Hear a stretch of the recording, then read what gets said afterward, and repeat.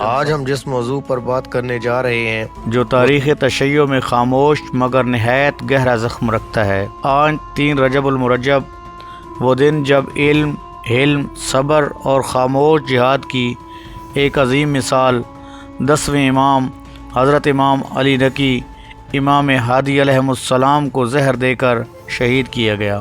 یہ وہ امام ہیں جن کی زندگی کا زیادہ حصہ قید، نگرانی اور جبر میں گزرا، مگر جن کی ہدایت آج بھی زندہ ہے۔ امام ہادی علیہ السلام امام علی نقی کی ولادت مدینہ منورہ 15 ذی الحج 212 ہجری کو ہوئی۔ آپ امام محمد تقی امام جواد کے فرزند اور امام حسن عسکری کے والد ہیں۔ آپ کو ہادی اس لیے کہا گیا جب امت فکری، عقیدتی اور سیاسی گمراہیوں میں بھٹک رہی تھی تو آپ نے خاموش علم، تحریر، شاگردی اور تربیت کے ذریعے راہ دکھائی۔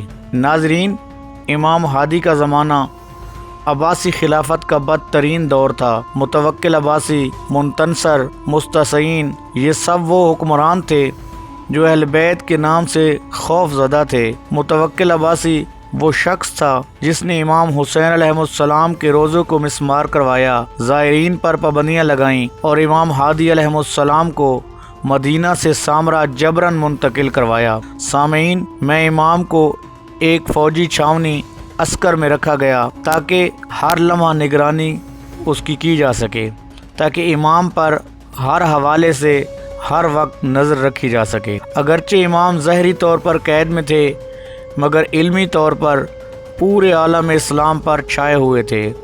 توحید، امامت، جبر و اختیار، قرآن کی تفسیر، یہ سب ایسے موضوعات تھے جن پر امام علیہ السلام نے خطوط اور فرامین آج بھی موجود ہیں۔ زیارت جامعہ کبیرہ امام علیہ السلام کی لکھی ہوئی وہ عظیم زیارت ہے جو اہل بیت کے مقام امامت کے فلسفے اور ولایت کا مکمل منشور ہے۔ امام ہادی علیہ السلام کی سیرت یہ ہمیں نظر آتا ہے کہ دشمن کے سامنے وقار، ظلم کے مقابلے میں صبر اور شیعوں کے لیے غیر معمولی شفقت۔ روایات میں ہے کہ جب آپ قید کے دوران بھی تھے، لوگ امام کے اخلاق سے متاثر ہو کر شیعہ ہو جایا کرتے تھے۔ جب عباسی حکومت نے دیکھا کہ نہ قید کام آئی، نہ دباؤ کام آیا، نہ کردار کشی کام آئی، تو زہر کو آخری ہتھیار بنایا۔ 3 رجب 254 ہجری سامرا امام علی نقی کو زہر دے کر خاموشی سے شہید کر دیا گیا۔ نہ کوئی ہجوم، نہ کوئی اعلان، بس ایک اور مظلوم امام امت کی بے حسی کی نظر ہو گیا۔ امام علیہ السلام کا روزہ آج سامرا میں روزہ عسکرین کہلاتا ہے، جہاں امام علی نقی، امام حسن عسکری ایک ہی گنبد کے نیچے آرام فرما ہیں۔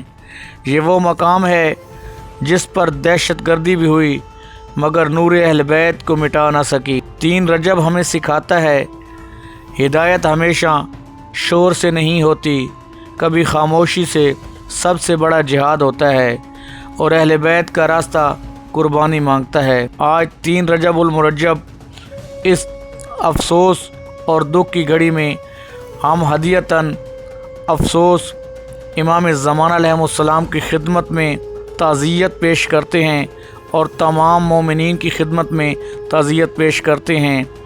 اللہ ہم سب کو اہل بیت علیہ السلام کی راہ پر چلائے اور صدقہ امام زمانہ علیہ السلام اللہ ہم سب کا حامی و ناصر ہو۔